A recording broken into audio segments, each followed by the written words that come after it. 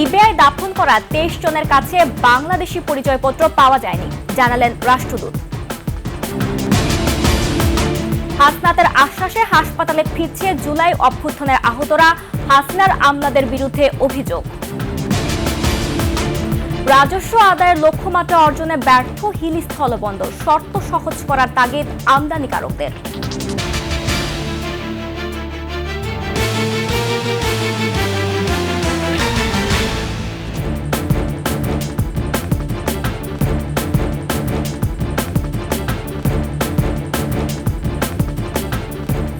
শুনছিলেন সংবাদ শিরোনাম। আমন্ত্রণ 21শে সংবাদে, সাথে আছি আমি জান্নাতুল বুশরা। দর্শক, 21শে টেলিভিশনের সংবাদ একসাথে সরাসরি দেখতে পাবেন আমাদের ফেসবুক পেজ www.facebook.com/2124 অনলাইনে। এছাড়া সাবস্ক্রাইব করতে পারেন www.youtube.com/@21ETV চ্যানেলে। লিবিয়ায় দাফন করা 23 জনের বাংলাদেশি পরিচয়পত্র পাওয়া যায়নি বলে জানিয়েছেন লিবিয়ায় নিযুক্ত বাংলাদেশি রাষ্ট্রদূত major general Abul Hasnat Mohammad Khairul Bashar. Facebook লাইভে এসব তথ্য জানান তিনি বলেন, ভূমধ্য সাগরের পূর্বাঞ্চল বিদ্রোহী সরকারের নিয়ন্ত্রণে, সেখানকার প্রসিকিউশনের সঙ্গে যোগাযোগের চেষ্টায় সফল হয়নি ত্রিপলি মিশন। জীবিত দুজনের এবং মরদেহগুলোর তথ্য জানার চেষ্টা চলছে রেড ক্রিসেন্টের মাধ্যমেও। শনিবার দূতাবাসের পক্ষ থেকে বলা হয়, এসব মানুষ কোন দেশের নাগরিক তা এখনও নিশ্চিত হওয়া যায়নি। তবে স্থানীয় রেড ক্রিসেন্টের ধারণা তারা সবাই বাংলাদেশি। যে স্থান থেকে মরদেহগুলো উদ্ধার করা হয়েছে সেখানে যাওয়ার অনুমতি এখনও পায়নি দূতাবাস। পরিচয় শনাক্ত না হওয়ায় মরদেহগুলো ব্রেগা থেকে 40 কিলোমিটার দূরে আজদাদিয়া নামক স্থানে সমাহিত করা হয়েছে। এনআইডি, পাসপোর্ট বা কোনো কিছুই ছিল না, তো সেহেতু এই লাশগুলোকে বাংলাদেশি হিসাবে নিশ্চিত করা সম্ভবপর হয়নি। তবে যারাই এটা নিয়ে সে সময় সম্পৃক্ত ছিল এই লাশগুলো ধোয়ার কাজে এবং দাফনের কাজে, তারা সবাই বলছে যে এগুলো বাংলাদেশি বলেই তারা তারা তারা সন্দেহ করছে। আমরা আমাদের নোট ভার্বাল দিয়েছি যে জরুরি ভিত্তিতে আমরা ওই এলাকায় যে বাকি দেখতে চাই, যে একটু ইনকোয়ার করতে চাই, এই ব্যাপারে নিশ্চিত হতে চাই, বাট এখন পর্যন্ত আমরা পারমিশন পাইনি। স্বৈরাচার হাসনার আমলাদের কারণে জুলাই গণ অভ্যুত্থানের আহতরা সঠিক সময়ে চিকিৎসা পাচ্ছে না বলে অভিযোগ করেছেন বৈষম্য বিরোধী ছাত্র আন্দোলনের আহ্বায়ক হাসনাত আব্দুল্লাহ। তার অনুরোধে গভীর রাতে প্রধান উপদেষ্টার বাসভবন যমুনার সামনে থেকে হাসপাতালে ফিরে গেছেন জুলাই গণ অভ্যুত্থানের আহতরা। এর আগে সুচিকিৎসা, পুনর্বাসন এবং রাষ্ট্রীয় স্বীকৃতি সহ 7 দফা দাবিতে রোববার দিনভর শ্যামলীতে সড়ক অবরোধ করে রাখেন তারা। পরে মধ্যরাতে পুলিশের ব্যারিকেড ভেঙে প্রধান উপদেষ্টার বাসভবনের সামনে অবস্থান নেন। বিস্তারিত মাহতাব মিনহাসের প্রতিবেদনে। রোববার দিবাগত রাত 12টা ইন্টারকন্টিনেন্টাল হোটেলের সামনে পুলিশের ব্যারিকেড ভেঙে প্রধান উপদেষ্টার বাসভবনের দিকে যাত্রা করেন জুলাই আন্দোলনে আহত শিক্ষার্থীরা। মিনিট 5 ভেতর তারা পৌঁছে যায় প্রধান উপদেষ্টার বাসভবনের সামনে।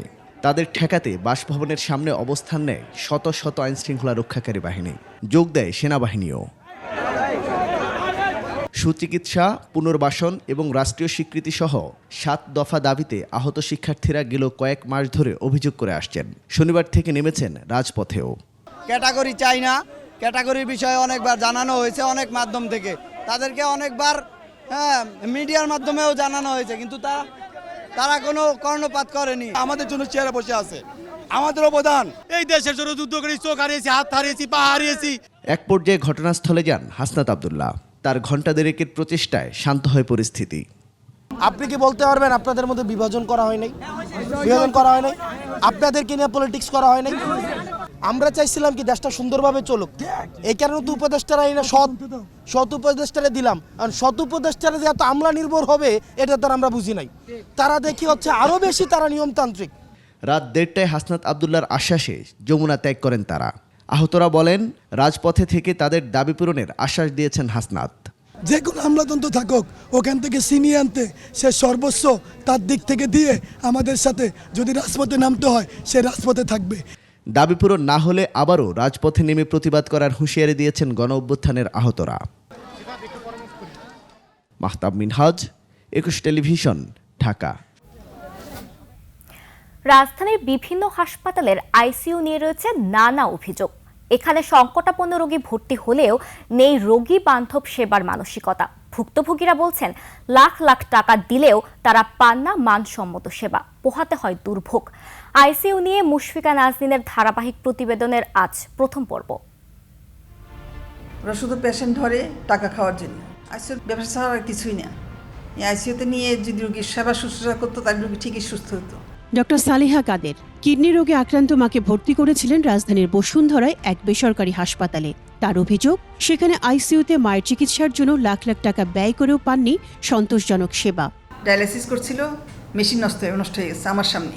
প্রথমে একদম নর্মাল ছিল, আমি যখন বললাম মেশিন তো নষ্ট হয়ে গেছে, তখন সে আতঙ্কিত হয়ে গেছে যে এই মহিলা তো বুঝে ফেলছে। ভুক্তভোগী নীলুফা আহমেদ জানান, তার মায়ের ব্রেন টিউমারের অপারেশন করেছিলেন শ্যামলীর এক হাসপাতালে। তিনি জানালেন, হাসপাতালের আইসিইউতে মানসম্মত সেবা পাননি, অভাব ছিল দক্ষ জনবলের। যে ডক্টর অপারেশন করেছেন উনি আম্মাকে দেখবেন বা আমার পেশেন্টকে দেখবেন, সেটা আমরা পাই নাই।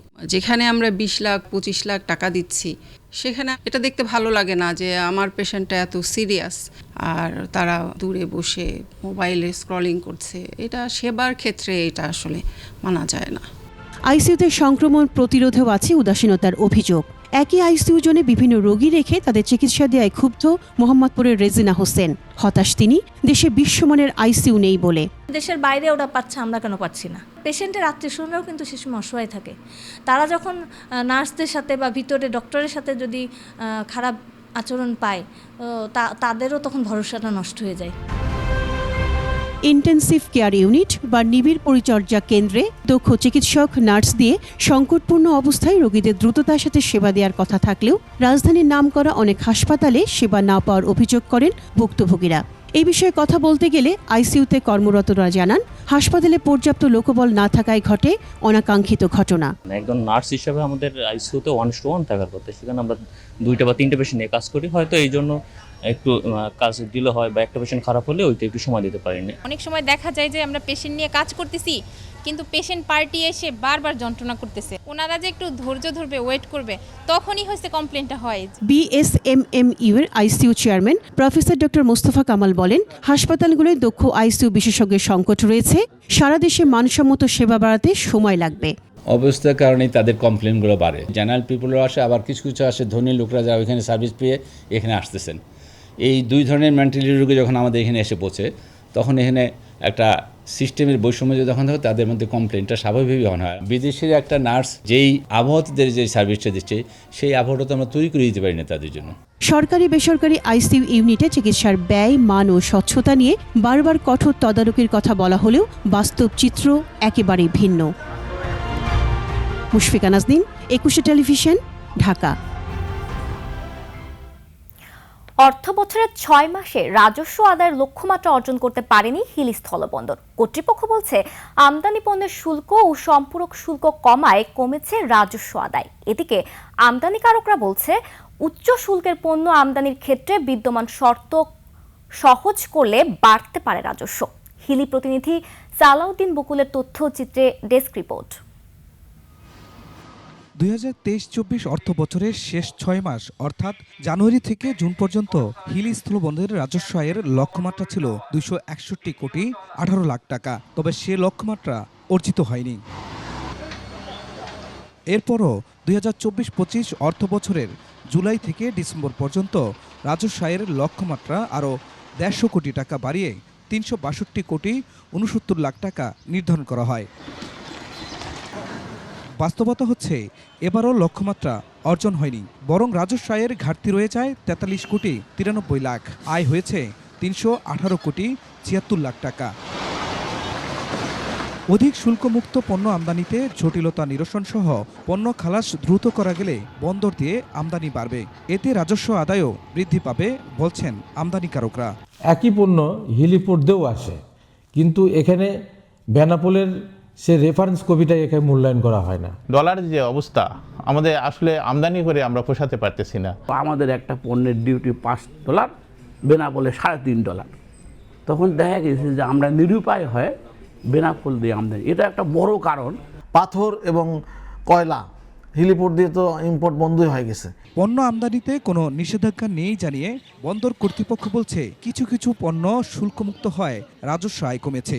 কেউ যদি ইম্পোর্টার এই বন্দরকে ব্যবহার করে তারা লাভবান হতে পারে, ব্যবসা করতে পারে, আমাদের কাস্টমসের তরফ থেকে তাদেরকে আন্তরিক ধন্যবাদ জানাই। তারা যেন এই বন্দর ব্যবহার করে, এখানে আমাদের কোনো বাধাগ্রস্ত হওয়ার কোনো কারণ নেই। বর্তমানে চাল, ডাল, ভুট্টা, খৈল, ভুসি ও পেঁয়াজ শুল্কমুক্ত আমদানি হচ্ছে।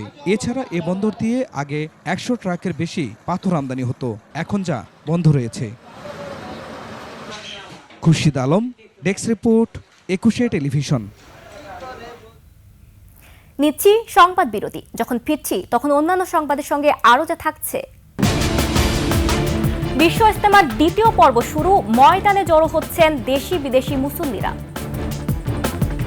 টঙ্গীর তুরাগ তীরে আমবয়ানের মধ্য দিয়ে শুরু হয়েছে বিশ্ব ইজতেমার দ্বিতীয় পর্ব। দেশি বিদেশি মুসল্লিরা ময়দানে আসতে শুরু করেছেন। কুয়াশার কারণে কিছুটা দেরিতে শুরু হয় আনুষ্ঠানিকতা। সকাল 10টা থেকে বয়ান করবেন ভারতের মাওলানা আহমেদ হোসাইন।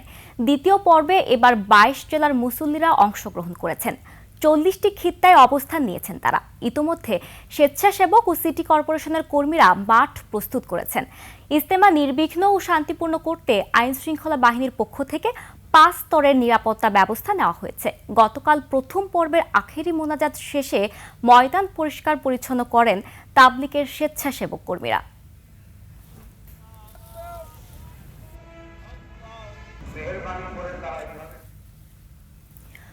কুয়াকাটার শিববাড়িয়া নদীর মোহনায় ট্রেজিং করা হলে সম্ভাবনার দুয়ার খুলবে আশাখালী মৎস্যবন্দরে। সমুদ্রের সবচেয়ে কাছের মৎস্যবন্দর হওয়ায় ইতোমধ্যে এটি জেলে ও ব্যবসায়ীদের কাছে বেশ পছন্দের।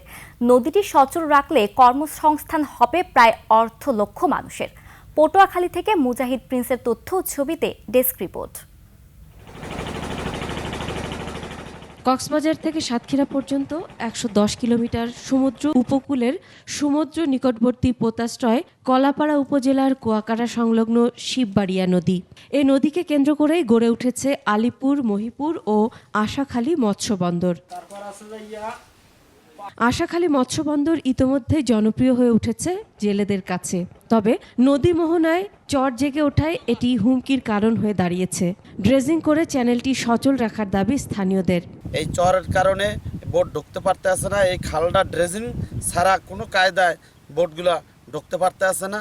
মৎস্য ব্যবসায়ী আপনার ব্যবসায়ী বাড়লে 40-50 হাজার লোক এখানে সর্বক্ষণ মাছের আদান প্রদানে থাকবে। প্লেস পয়েন্ট মৎস্য ব্যবসায়ীর জন্য উপযোগী সময় এবং খুব দ্রুত এই যে জেলেরা এই সাগর থেকে এখান থেকে মাছ বিক্রি করে আবার নগদ আধা ঘন্টার ভিতরে সাগরে চলে যেতে। চরটা আমাদের এই আশাখালী বন্দরের জন্য সবচেয়ে আমাদের কাল হয়ে দাঁড়াইছে, কারণ এটা যদি এইভাবে অব্যাহত থাকে একসময় আশাখালীর 5 থেকে 10 হাজার মানুষের কর্মসংস্থান একদম শেষ হয়ে যাবে। জেলা মৎস্য কর্মকর্তা বলেন, শিববাড়িয়া নদী ড্রেজিং করে সচল রাখতে প্রয়োজনীয় ব্যবস্থা নেওয়া হবে।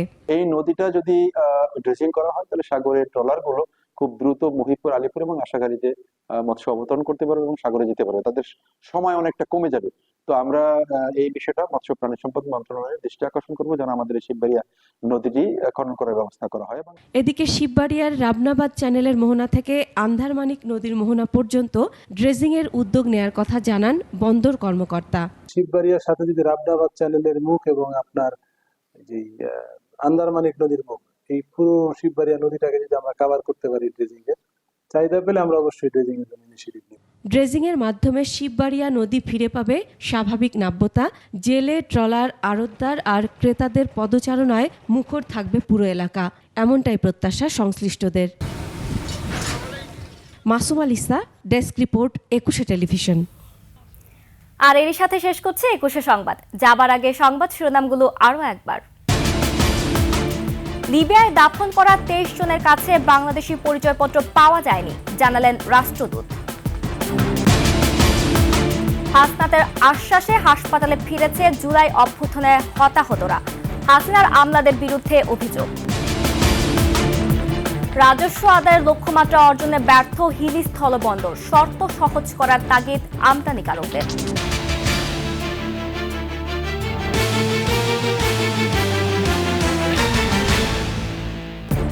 সর্বশেষ সংবাদ জানতে ডায়াল করুন 2021 নম্বরে আর ভিজিট করুন 21-tv.com ওয়েবসাইটে। ফেসবুকে ভিজিট করতে পারেন www.facebook.com/2124 অনলাইনে। এছাড়া সাবস্ক্রাইব করতে পারেন www.youtube.com/21ETV চ্যানেলে। এখন সঙ্গে থাকার জন্য ধন্যবাদ। পরবর্তী সংবাদ বেলা 11টায় দেখার আমন্ত্রণ রইল। 21-এর সাথেই থাকুন।